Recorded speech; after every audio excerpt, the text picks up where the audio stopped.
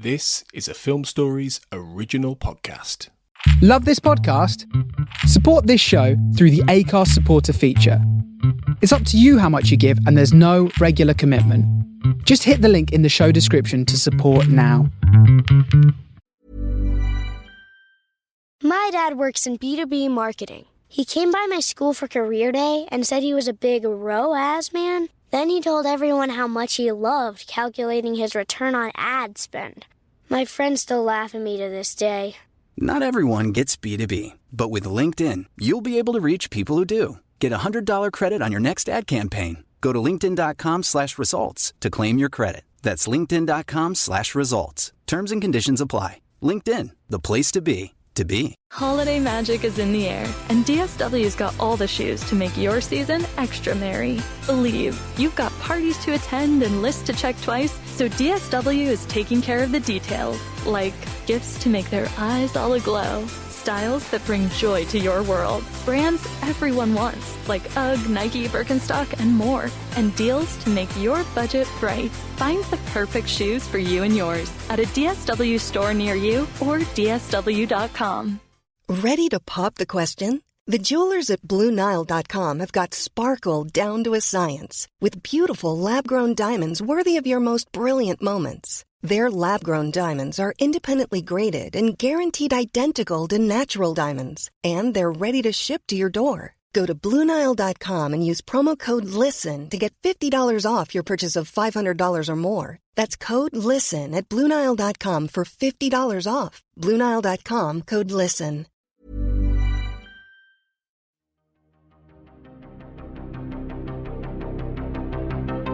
This is Writers on Film, the only podcast dedicated to books on cinema.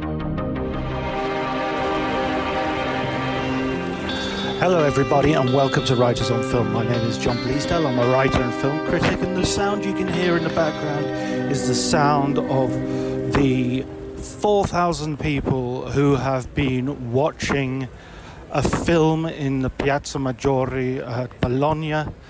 It's beginning to disperse. This is one of the most entertaining film festivals I've been to. This is my first year in Bologna. Been invited here by the festival. Was very pleased to accept.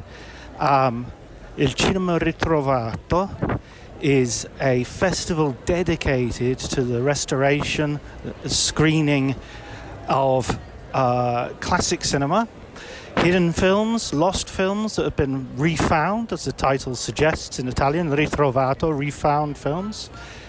They have shown seasons of Marlene Dietrich, seasons of Anatole Litvak, along with many others. There's a wonderful season of Pietro Germi films, an Italian director that I have been trying to champion on Cinema Italia, the sister podcast that I've been doing.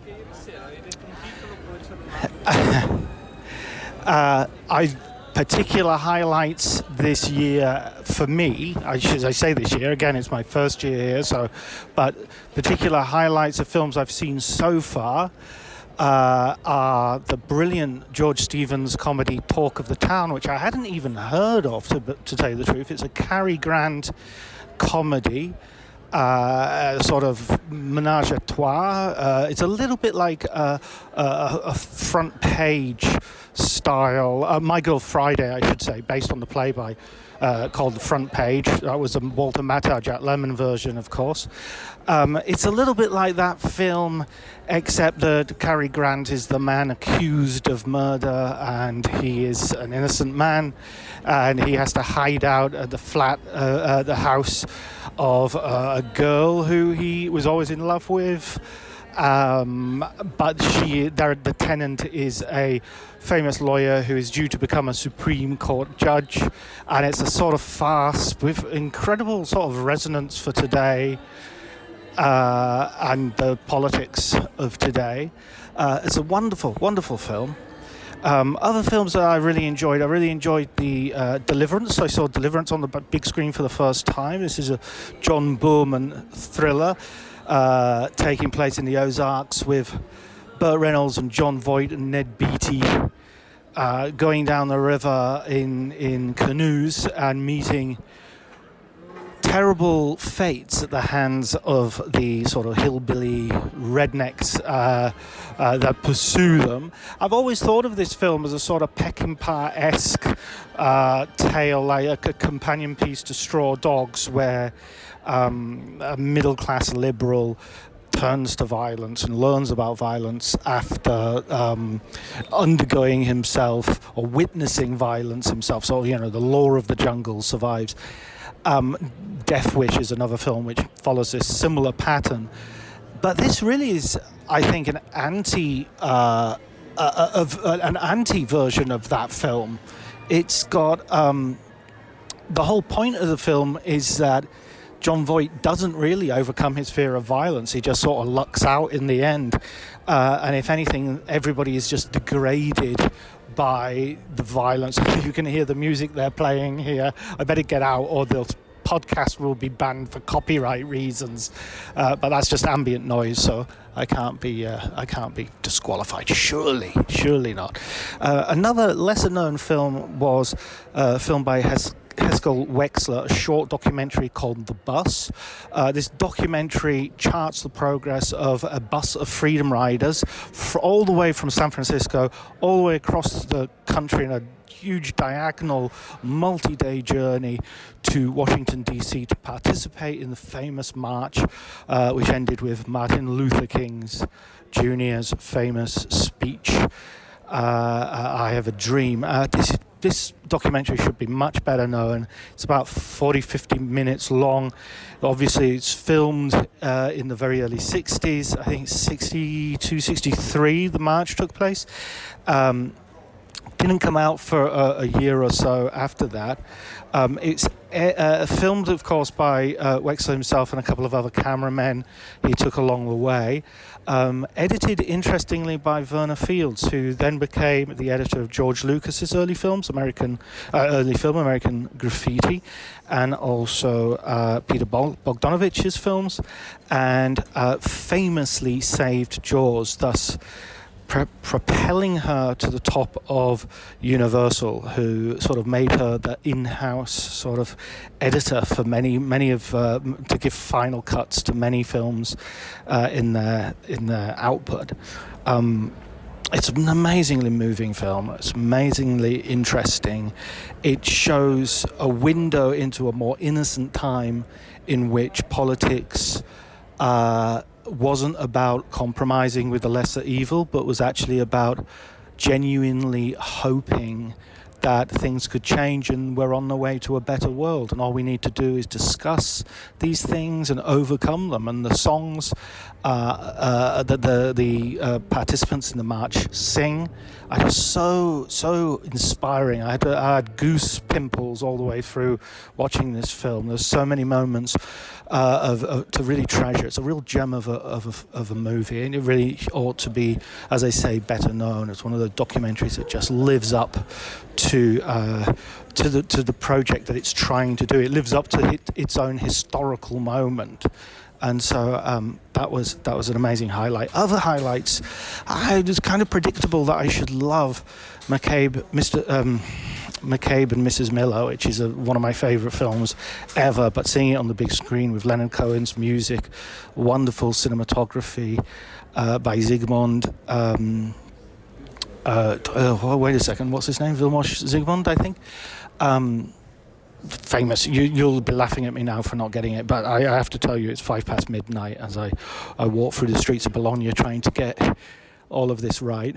What I'm going to do anyway is give the opportunity of you guys to hear the opinions of some people who are much better prepared, much better qualified than I am to speak about the festival. I have the co-director of the festival, Isan.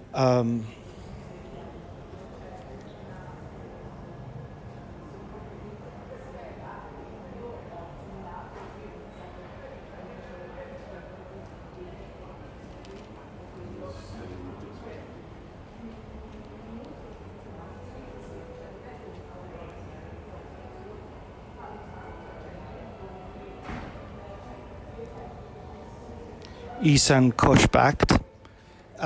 He's going to talk about the festival more generally, and we had a really good chat, so I hope you enjoy that.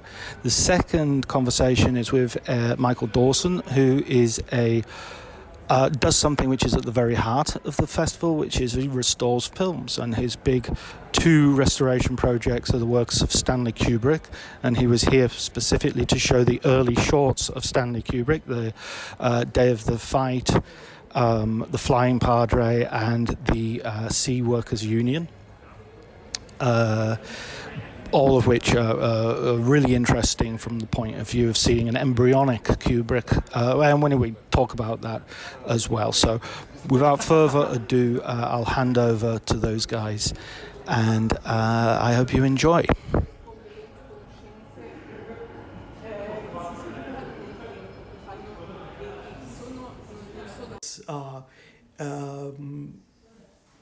Kiev-born Russian Jewish filmmaker who made films in Britain, France, Germany, and Hollywood, shows an incredible degree of understanding about not only his time, but the time that we are living in, especially in response to wars and conflicts and revolutions.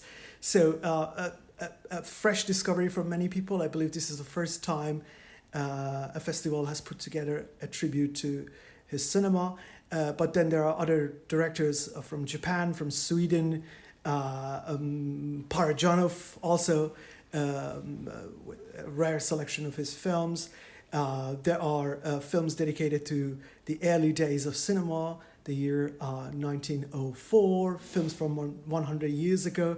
But if I want to highlight 2 major discoveries and 2 totally new titles for the audience, I can name The Sealed Soil. It's a film from 1977, one of the very few films directed by a woman in the history of Iranian cinema, which we played a couple of days ago. It's a new restoration of a film which was unavailable basically since the Iranian Revolution. And the other film is a West German film called I'm an Elephant, Madam, by Peter Zadek. His debut feature about the student revolution in West Germany has Velvet Underground on the soundtrack. It's a film that was not shown for a long, long time, even though the director Peter Zadek is known, especially in Britain, for his revolutionary theatre work. So it's a wonderful opportunity to see a restored version of his film. I love the fact that this festival feels so contemporary with the issues and the films that it brings up. I watched Talk of the Town by George Stevens yesterday, and the resonance with today's political scene was great. I think it's the characteristic of great art. So I cannot pretend that every choice we have made in terms of the selection of the film is based on reacting or responding to what's happening in the world now. But these films contain all these sensibilities, so they do it in their own way. And when you play it, if you have programmed it for an entirely different set of reasons, when you play it, all of a sudden it becomes something else. It finds new meaning in the eye of the audience, and it, in a way, it is born again in the projection booth and in the cinema in front of everybody. I emailed George Stevens Jr., his son, last night to tell him I just watched the film, and he came back how delighted he was that the cinema had been full and everyone had been laughing. I did a retrospective on George Stevens here 3 years ago, and that was, I think perhaps that was one of my absolute favorite retrospectives here because of the personal and emotional relationship that I developed with his films. And this film in particular was a major highlight. Again, Stevens is someone very similar to the director I named earlier, Anatol Litvak, because they were both involved in active combat during the Second World War, and they were both making documentaries for the US Armed Forces during the war. And they were both deeply affected by the experience of the war. George Stevens, the liberation of Dachau, the famous color footage that he shot on his personal camera. Litvak, who was Jewish, for him, perhaps it was even more impactful and more life-changing. So you see the change of style, view on the world in their post-war films. So I would like to compare the two of them, and I think I mentioned this to the audience that they should look at these retrospectives of American masters, in quotation marks, as the continuation of each other, expanding on certain themes and certain approach to filmmaking in American cinema. One of the more visible parts of the festival is the screenings in the Piazza Maggiore. Yesterday I went to see The Conversation, and again the resonance with contemporary issues is all too evident. Again, a case of fantastic coincidence, because surveillance is an issue, a major contemporary issue for all of us. You're recording this conversation on a mobile phone, and this mobile phone can contain tools and softwares of surveillance. So we are carrying with ourselves devices all the time that can monitor, record, and report our activities. So it's far more contemporary than the time of Gene Hackman and Francis Ford Coppola in 1974. I think what happens in a place like Piazza Maggiore is that it intensifies the experience of viewing that film. There is something, it's like every emotion, instead of being released in the air, hits the person sitting next to you, comes back to you multiplied, and it becomes a magnetic field of this. You could feel this energy, and for that reason, explaining football to the friend who's just there for the nachos? Hard. Tailgating from home like a pro with snacks and drinks everyone will love? An easy win. And with Instacart helping deliver the snack time MVPs to your door, you're ready for the game in as fast as 30 minutes. So you never miss a play or lose your seat on the couch or have to go head-to-head for the last chicken wing. Shop Game Day Faves on Instacart and enjoy $0 delivery fees on your first 3 grocery orders. Offer valid for a limited time. Other fees and terms apply. My dad works in B2B marketing. He came by my school for career day and said he was a big ROAS man. Then he told everyone how much he loved calculating his return on ad spend. My friends still laugh at me to this day. Not everyone gets B2B, but with LinkedIn, you'll be able to reach people who do. Get a $100 credit on your next ad campaign. Go to linkedin.com/results to claim your credit. That's linkedin.com/results. Terms and conditions apply. LinkedIn, the place to be, to be. The meaning of each film played there can influence people or reach people, that meaning, far faster than any other venue that I can think of. It's just, again, it's a simple rule. Films were made for people, they were viewed by people in groups, and the higher the number, it seems that the bigger the impact. I also wanted to ask how this festival relates to the work that you do in Bologna, in terms of the restoration, in terms of I've seen the Cineteca Bologna on so many DVDs and so many film prints when I've seen them in other places. What is the relationship between those two things? The film restoration lab in Bologna, Immagine Ritrovato, which has been part of Cineteca di Bologna, is responsible for a good number of restorations, not only this year's festival, but also previous editions and beyond. So it's, in a way, the showcase of the great work they've been doing, and there are examples like Napoleon, work in progress, restoration of of the most complete version of the film by Abel Gans. So I would say that again there is a sort of collaboration between the lab and the festival. There are certain films that we want to show, but they're very difficult to screen because of the conditions, and it happens that the lab comes forward and takes the initiative to take care of it. And then there are also films that are restored in the lab, and you look at the list and say, we have to show this film because it's such a wonderful film. So it is a very unique opportunity to have the lab, the archive, and the festival existing in the same place under the same umbrella.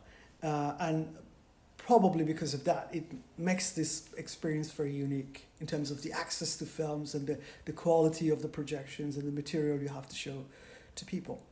Excellent. And finally, what is the future for the festival? How do you see it going? Are you on path for expansion, or are you logistically at the size that you want to be? Do you have any ambitions for where you want to go in future editions? I think this is a question that needs to be answered by Cineteca di Bologna in terms of the way they see the expansion of the festival and the activities in the future. But I would say, Bologna, the old section of Bologna, the city center, is not that large, and there are not that many venues. So I think by now we have reached the right size in terms of the number of venues we need, the type of venues we need, the range of activities. So this should be like the size that we have dreamed about for years, because this year, for the first time, a very old cinema from 1910s, Cinema Modernissimo, it was renovated by Cineteca di Bologna. It has been added to the lineup of the festival as part of one of the regular venues of the festival, and that has helped a lot. We've been waiting for this for 5-6 years, and with that now fully operating, I guess it's for the future. It's just a question of fine-tuning the programming and making the experience more enjoyable for the audience. And it seems more necessary as well. We were talking before we started recording this about people having to sort of learn the theatrical experience again, and sort of experience it almost as a rediscovery these days. It's true, but John, what is so incredible is that even with the younger audience, it's not like, oh, you have to behave like this. This is a cinema. This is not streaming. They already knew it by default. It seems that they were just waiting for this moment. They are so ready for it. And that's the most incredible part. They were just waiting for the opportunity to show that they care. They can stay in the cinema and they can go and watch film after film after film and discuss these films with friends. And so, in a way, I guess the key question is, not for this festival, for the entire film community and film culture around the world, that how can we provide our audience, especially the younger ones, with places like this, that they can trust the programming, that they can trust the quality of the projection, and then immersing themselves in the experience. Thank you so much, Ehsan. That's absolutely brilliant to talk to you. And thanks for such a great experience at the festival. Thank you very much, John. Okay, that's super.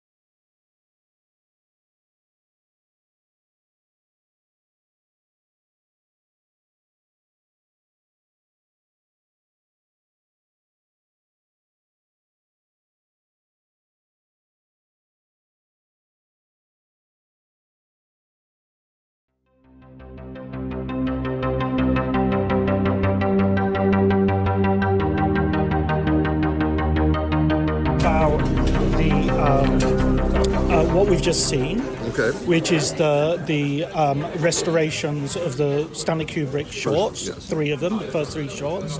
And you told us before the film that this was like a 2-phase restoration. Yes. So maybe you want to just talk a little bit about that for me. Yeah, the reason we did it in 2 phases was I knew, based on doing beta testing, the RS2 system was actually developed in Singapore. The University of Singapore did the research and development on it, and the funding was done by the government of Singapore. And so we had done some restoration on Othello some time before, and we'd used the discrete logic system. Now the problem with that is it's all manual. So if you've got, let's say, some base abrasions or some emulsion chipping, and let's say you have only 3 of those per frame, at 24 frames per second, you can see how it becomes economically, almost logistically infeasible. So what happened was this system, by picking up if it didn't last long, in terms of frameage, it would remove it. So there was a number of beta testing adjustments that had to be done, and so we were allowed to use the system for free in exchange for our input on how to make modifications to improve it. So you were like kind of a test run. Yeah. Right. So and what it did essentially was it took digital restoration from the horse and buggy to the automobile. Amazing. So, and 24 hours later it's done, but you've got to go in and get what it didn't remove. So, but you got to be careful, and so that was one issue. And we cut our teeth doing B films, monster movies, drive-in fare, Attack of the Giant Gila Monster, Wasp Woman. I mean, you name it, we did it. And so you did that almost like to practice with. Well, yeah, almost, yeah. So, which helped us when we got to the Seafarers, because that's a 16 millimeter print. Not working with a negative, or at least an interpositive, or a Duke neg. I don't care how many generations it's, down from the original camera neg, but the bottom line is it's the point of departure, which is why I sought this Harry Saltzman master negative for Orson Welles' Chimes at Midnight. I knew it was the best existing element. And it was a reverse negative, contact negative, made off the original camera negative, which is apparently got issues. Okay. And so Saltzman made that as a contact element because he was distributing throughout the world. It took me a while to locate it, and then it took me a while to clear the legal on it. So, Right. So. Do you mentioned during your introduction as well that you're preparing a video essay on the sort of the embryonic Kubrick, as you mentioned. Right. And watching the films, I was seeing a lot of things. I was saying, okay, there's a camera where the angle is very low, up towards someone. Even the you fact remember that the shot twins, of Sterling Hayden in Dr. Strangelove? Precisely, yeah. Or Jack Torrance in The Shining, tapping on the door. Oh, absolutely. And so what we want to do is create kind of a visual essay where you basically have a scene, you freeze it, and then you put up the different titles showing the same type of camera movement, topic per se, or shot composition, and then from as many films as you can, obviously, and then so you got to be choosy about what you pick, because you want to make sure that the representations you're trying to espouse, in terms of embryonic beginnings, can be well detailed in his later films. So that's kind of what we're working on now. I wanted to get it done for this festival, but I've got other productions. In fact, I'm exhausted. I've got 3 productions going on, and it's people won't do anything unless I approve it. So I've got to be on the phone after my screenings. How important is a festival like this, like Bologna, to this kind of restoration work? Well, I think it's. I'm extremely impressed with it. I think philosophically they've nailed it in that regard. And also, you're bringing back old films in great condition that you think it's a memory, and you forget there's actual scenes that you forgot about. I noticed that in Sugarland Express with Goldie Hawn. It was like, wow, I barely remembered that movie. I remembered it, but I didn't remember it. So I think on that level as well, the festival is quite beneficial.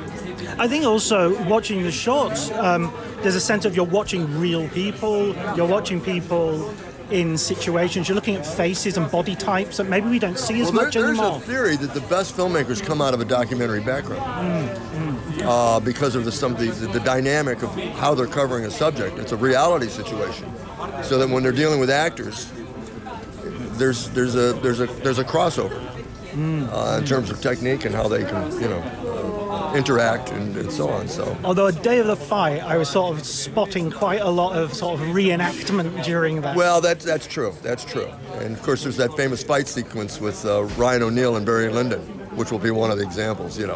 Both in terms of composition and camera movement. But yeah, I mean, it is what it is.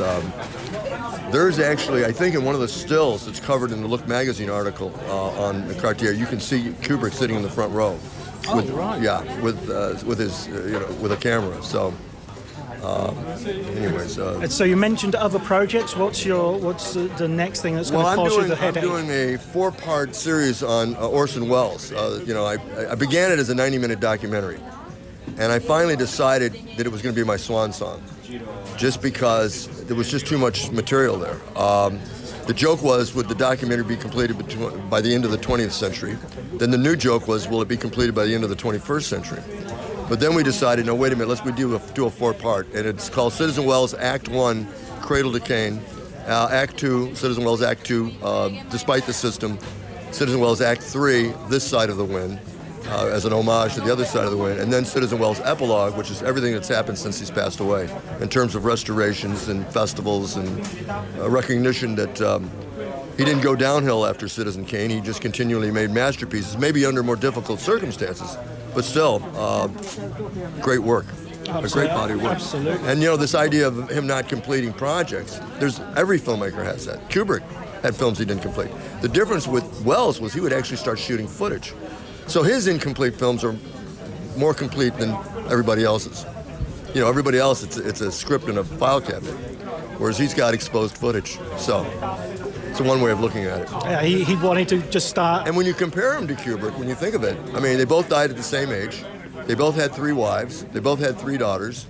Made the same number of films. Yeah, I never thought of that. That's absolutely true. So, and no one complains about Kubrick not finishing Napoleon.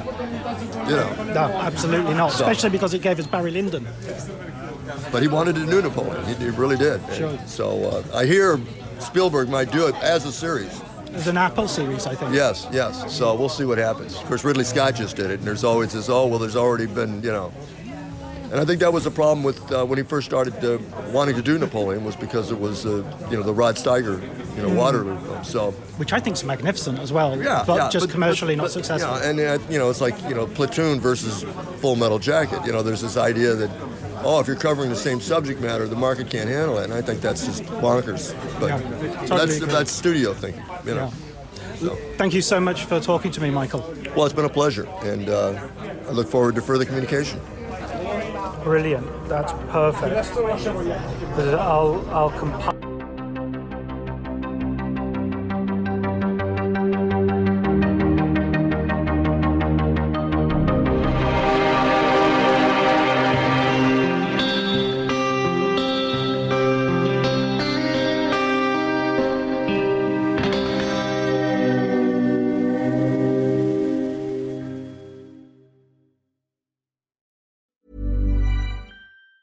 $1-800-Flowers.com knows that a gift is never just a gift. A gift is an expression of everything you feel and helps build more meaningful relationships. 1-800-Flowers takes the pressure off by helping you navigate life's important moments by making it simple to find the perfect gift. From flowers and cookies to cake and chocolate, 1-800-Flowers helps guide you in finding the right gift to say how you feel. To learn more, visit 1-800-Flowers.com/ACAST. That's 1-800-Flowers.com/ACAST. Cue the fireplace and your favorite fall movie. There's nothing better than a cozy evening at home with a glass of First Leaf wine. First Leaf is a personalized wine club that delivers right to your door. Sounds magical, right? They get to know your favorite tasting notes, which varietals you enjoy, and whether you prefer sweet or dry wines. So in every shipment, you get bottles tailored to your unique palate. Go to tryfirstleaf.com/fall to get your first 6 wines for just $44.95 with free shipping. My dad works in B2B marketing. He came by my school for career day and said he was a big ROAS man. Then he told everyone how much he loved calculating his return on ad spend. My friends still laugh at me to this day. Not everyone gets B2B, but with LinkedIn, you'll be able to reach people who do. Get a $100 credit on your next ad campaign. Go to linkedin.com/results to claim your credit. That's linkedin.com/results. Terms and conditions apply. LinkedIn, the place to be, to be.